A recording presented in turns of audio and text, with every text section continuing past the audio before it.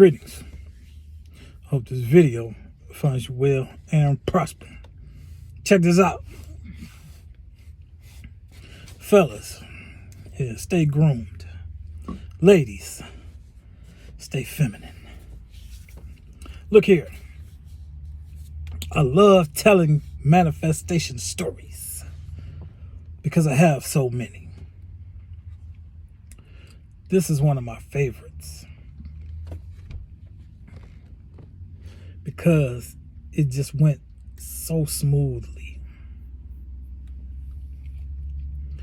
I grew up, as some of you know, in Milwaukee, Wisconsin. Listen, back then, in the 70s, yeah, everybody wanted the big cars, the boats, the ones that float. So they called them boats. I got my license, 16 years old.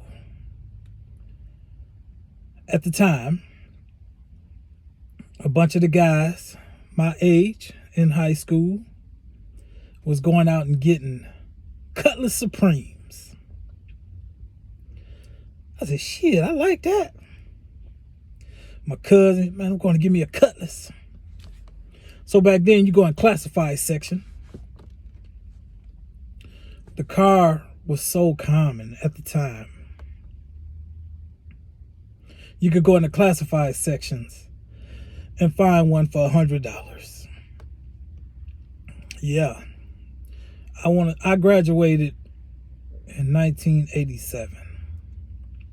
So from 86, 87 in that area, when I was really shopping the classifieds, $150. It was just so many of them. So I said, I see why the guys getting these Cutlasses. They look good. I said, Dad, I want to buy me a Cutlass. I was selling sodas in school. I was delivering newspapers. And I was getting ready to ship off to the Air Force. My dad said, I'm not letting you buy no junk like that. It's going to break down, death trap, blah, blah, blah. I really didn't push it because I would drive either my mother's car or his car. And I was getting ready to leave for the military. So I really didn't push it. I said, I'll get one when I get into the military. So I graduated June 11th, 1987. June 22nd, I shipped off into the Air Force. I went through all of my training, like 10 months of training. Basic training, law enforcement tech school, canine school, explosive canine school, and air base ground defense. So yeah, I was training for almost a year before I went to my base in the Philippines. So I March of 88, I shipped off to Clark Air Force Base in the Philippines. Picked up my canine dog, which is in Lackland Air Force Base in Texas. We flew that long ass flight to the Philippines. I had to take care of him, sleep, feed him, walk him on the plane, clean his kennel and everything. I'm 18, going overseas with all this responsibility. Touchdown in the Philippines. I had always envisioned in my head that you get overseas somewhere, like you see the Vietnam movies, like something's always burning or cooking, something always smoking. So I got off the plane, got out on the runway. Yep, something was cooking, something was burning, something was smoking. Because the runway, and he had the fence, and you could see off base. I said I knew it. So got situated, got transported when it took the dog to the kennel. Got situated.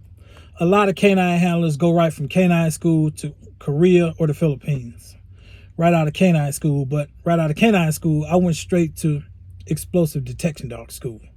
So that was another 9 weeks at Lackland Air Force Base.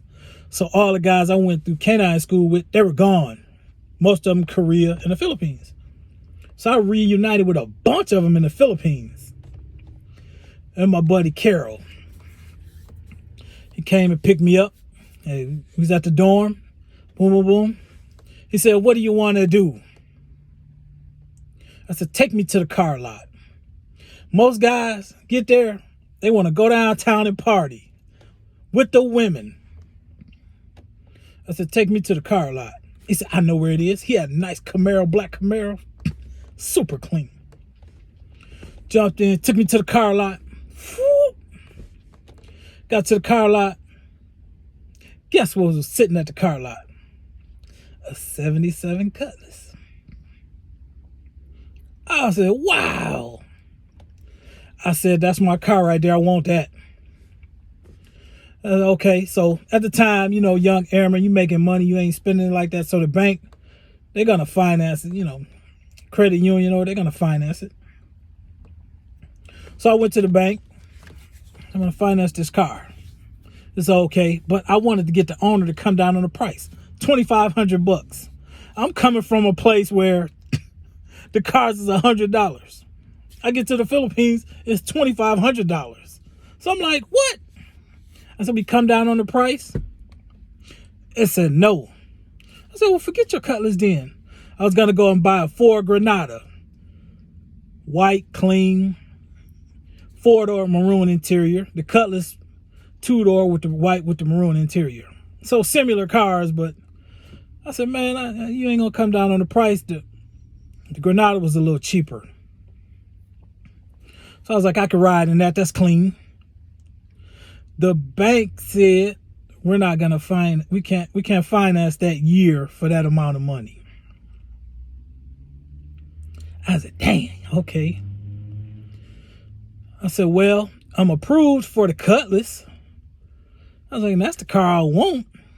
So back to the Cutlass owner. I said, hey, I got the financer for the car. I'll give you the $2,500. They said, okay. It's amazing how you manifest things. The Most High God put it right there for me, waiting for me. Listen, this has happened dozens and dozens of times in my life. I'm going to share some more manifestation stories. But this, me flying all the way across the world in a country that didn't have many American-made vehicles, to have my particular vehicle that I wanted just sitting there waiting. And then when I try to divest from it and buy something else, the universe blocked it. I said, nah, this what you wanted? This what I have sitting here for you.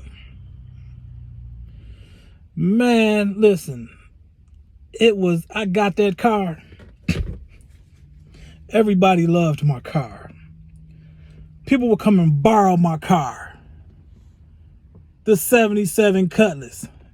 Yeah, I'm rocking the custom. Yeah, ain't custom made. Yeah, I'm rocking the overalls. Sitting on the 77 Cutlass. I should have shipped that car back here. I had several Cutlasses since that one. But I sold it to a guy, left it over there because I got married over there. And I needed the money to get me and the wife a house. That's another discussion. But yeah, the Cutlass, even the wife at the time, we started dating. She skipped out of school. Knock on my dorm room door. Roommate opened the door, said, Chris, your girl here? I said, what she want? Chris said, what you want? She want the keys to the Cutlass. I'm like, they on my desktop right there. We had some nice ass dorms. And it was dope. Yeah, the Air Force is dope. That's another discussion. The Jeff, man, keys right there. I'm knocked out, working late shifts, tired. We had the windows blacked out so we could sleep. She knocking on the door, school hours.